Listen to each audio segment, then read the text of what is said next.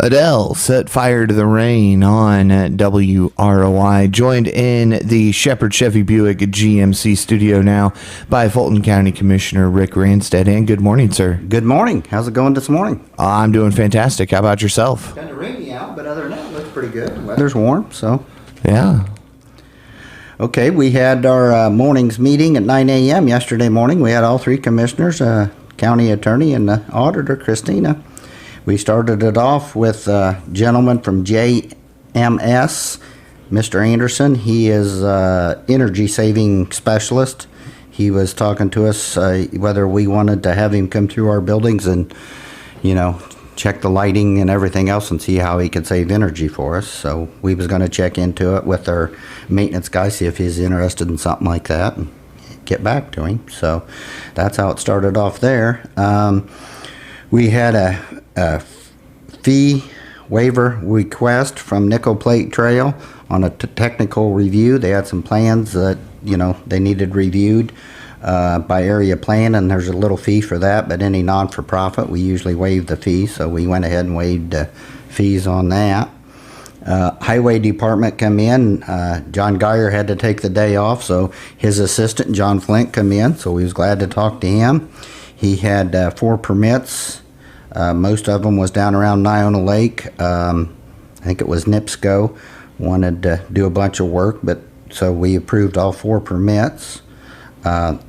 He was talking about community crossing projects. The application will open up in January for the next round of community crossing projects. And so we had a gentleman from USI present an on-call letter so he could get our project scoped out and about what they was going to cost and stuff, and that was $35,000 on-call project to do that. So we went ahead and signed that, get them started on that, so they're on the shelf. When that comes out, they can just pull them off, and that's kind of based on a PASER rating, where they go out and grade the roads on how your road is. And that's how they determine a lot of that, and they've got to have their PASER rating done by, I believe it was December. So the highway department's working on evaluating their roads, and so they got some stuff there. Bridge 32 and 50, which is one's right out here on Old 31, and the other one is Camp Shahola Bridge. We have got federal aid on them, that they're getting ready to start the process on them, so we have to have, anytime you have a federal aid, you have to have full-time construction inspection on them. So the gentleman from USI that's been involved in that, he is also going to put in for a contract for $129,000 to do the construction inspection for them 2 bridges. And on that, how that works is the federal government pays 80% and we pay 20% of the total cost, whether it's engineering, whether it's no matter what, as long as it qualifies under the federal guidelines, they pay an 80-20. So it'll cost us 20% of that. So we okayed all that, so we're going to get started on that. Then we had Mr. Sailors, our sheriff, come in.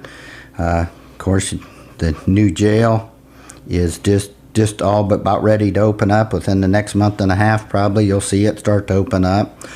We had an open house probably about a week and a half ago.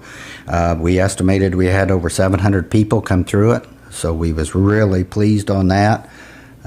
So it turnout was good. We was glad to see everybody out there and talk to them and get some thoughts from them. We'll have supposed to anticipate the sewer hookup on October 11th. So after he gets the sewer hooked up, there's a lot that has to happen. Of course, we have to, how many stools and faucets and everything's in the jail. So we have to do all checks and fix leaks and all that. And then we have to have them everything come in. The health department's going to have to come in and inspect it all. And then the jail inspector has to come in and inspect it all. And so after that, we've probably got a good month and a half of stuff to do before we can get in there. It's more inspections and fixing leaks and making sure everything's working after we get that. So we're on track, so we're not doing too bad. We also approved, we got glass windows on the east side of the jails that we need some tinting done on them. We approved Rochester Glass to tint the windows on that, trying to keep it local. We did have a bid from somebody else, but we couldn't compare apples to apples. They didn't, kind of film you using and this one. So we just went with somebody we know, local, Rochester Glass. So Okay. So we took care of that. Communications Director Gail Karras come in, give you a little background on what's been happening in the 911. Of course, they've all been sick. They've had some COVID run through there, so she's been operating on about half her staff, and she started getting most of her staff back. I think she still got one off, and then she had a couple of them had to take bereavement days, and so she's just been absolutely swamped. She's been trying to cover it all. Her and her assistant's been trying to, on a 24-hour department like that where you got to keep open. You can't just say, we'll close down for the day. So Right. they're struggling trying to keep it open. So she had one come to us and said that other counties are using, maybe like sharing help in this, getting a pool of people in, and, your neighboring county, you might work in Cass County, you might work in Fulton County, because they've already trained, so you don't got to train everybody. Wondering if we'd let her check into doing something like that. Of course, we give her the okay, because, like you say, anytime you got 2 or 3 people off, it makes it kind of tough to run a 24-hour day service. Oh, absolutely. So that's something we told her to check into. So that's basically what Gail had to say. We had a woman come in that had some issues with a dog, so we sicked her on Chris to try to get it straightened out. So I think they're getting that squared away. Our weights and measures guy, Pete Karras, he come in. What Pete does, he drives around. He drives his own vehicle, but he inspects anything that's got a scales in it. Elevator, Kroger's, grocery store, whatever, gas stations or whatever. So that's his job. Our mileage reimbursement is 44 cents a mile. He was kind of complaining. He said, gas has went up $1 a gallon and that, and he thought we needed to look in to see if we could raise in that a little bit. Of course, that's a policy and a council decision, anything to do with money. So we told him we'd check into it and try to get him, an answer on what they wanted to do. So then we had a little discussion about the old jail, what to do with the old jail. We've been starting the discussions on that, and a lot of it, what do you do with it? Probably to bring it up to where to do anything with it, it'd cost $4 or $5 million. Is it worth asking, $4 or $5 million in a building that's, 30, 40 years old or whatever, or is it the best option to bulldoze it down, make a parking lot, or see what else, have to tear it down and see what else. Right.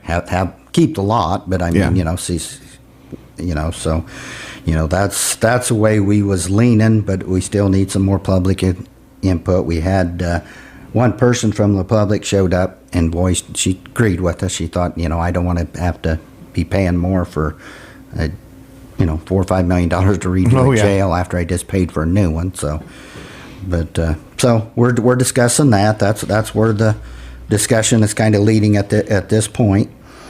So then we had another gentleman come in, and he was concerned with some steel wheels up in, especially in the northern part of the county. We got some people up there that's got steel wheels on their tractors and combines and whatever, and he was tearing up the roads. So we discussed, I didn't really know what we could do about it, but we asked John Flint there, the highway assistant, to call the other counties and that, and see what they was doing, if they had anything special in place, or just kind of trying to weigh our options and see if there's anything. We're going to try to get with call the bishops and some of them up there, get with some people we know up that way, and see if we could ask them to kind of help us out a little bit as first step, and then see where it goes from there. So okay. And then there was a little discussion, I I remember a gentleman from the audience, I think it was, asked the question, what are you doing with the Sheriff's Administration, 911 Sheriff's Administration building once they move out? And, of course, there's been some discussion on that. I know we got a probation department that's busting at the seams over here at the courthouse, so, you know, that's a possibility. The health department needs more room, so that's a possibility. But we're going to use it. We're going to use it for office space. We need more office space, so there's no doubt we're going to use it. It's just we haven't really decided how we're going to use it yet. Yeah. So, and then I want to say, you know, we've been running a COVID testing site out at the Fairgrounds. Yep. The health department, I should say, has been. They have been doing, I think, a great job out there. You know, Dr. Ray Burns, the main health guy over there, he's been doing a great job. Don and Misty has been trying to get it set up. They're hiring part-time people to run the site for them, and it's working out good. But you know how help is to, yeah. You know, so I'm sure they're about pulling their hair out some days. But the coast testing site at the Fairgrounds is running Monday 8 to 4, Wednesday 12 to 8, Friday 8 to 4, Saturday 8 to 1. Okay. So please come in the main gate. They got barrels and stuff, so you can just drive around. They are setting up a little tent out there today, I know, so they can drive through and nobody gets out of their cars, and you just kind of, you know, you might have to wait a few minutes on your results or whatever, but you can just keep it going. Now, the other people that is using the Fairgrounds, whether you're using the the offices out there or you got a wedding or something, it works out better if you use the South Drive there by the cemetery. Come in kind of the back way to it, so it don't interfere with the testing site. We'd appreciate that. You know, we all gotta, you know, the Fairgrounds works out good, works out real well. I know they was telling me that they've been getting 100 to 130 people a day through there. Oh, wow. So there is times that there's a line lined up and traffic, you know, on the main gate and kind of a traffic jam. And we have got, there's some offices out there that's been complaining a little bit because, you know, but we've all got to work together and make it work. The Fair Board has been absolutely wonderful to try to make everything. I want to give a shout out to the Fair Board, especially Stephen Williams and Stacy Barkman, who we've been working with, but the whole Fair Board, you know, letting us use it out there. It works great. I know eventually they feel they're going to have to get a vaccination when the boosters all get straightened out of who's getting boosters and what's going on. They feel that they're going to have to use the other part of the building for that. So we do got some room out there, and it seems to be working good. But so bear with them, have a little patience, and if you need to go out there, by all means, go out there and use it. Okay. But other than that, unless you got something for me, I guess that's about it. It was kind of a short meeting, so. And of course, you're still accepting the public input on what to do with the old jail building. Sure. And the public's welcome at your next meeting. Come up to the next meeting if you want to voice any concerns or, you know, wishes or anything. We'd love to have you there. And your next meeting then is in 2 weeks? 2 weeks. Yep. Third Monday of the month, and that'll be at 6 p.m. Okay, so if you have any input on what to do with the old jail, go out 6 p.m. And where do you guys meet, for those who don't know? In the Commissioner's room at the Annex building. See, there you have it. Very simple. Very simple. So head on over for the 6 o'clock meeting. Voice your opinion on it. You guys would love the input. You welcomed all the input on the new jail, and you're going to do the same with the old jail building. So thank you guys very much for all you do. And Rick, thanks so much for stopping by. I look forward to talking to you again soon. Thank you much. WROI.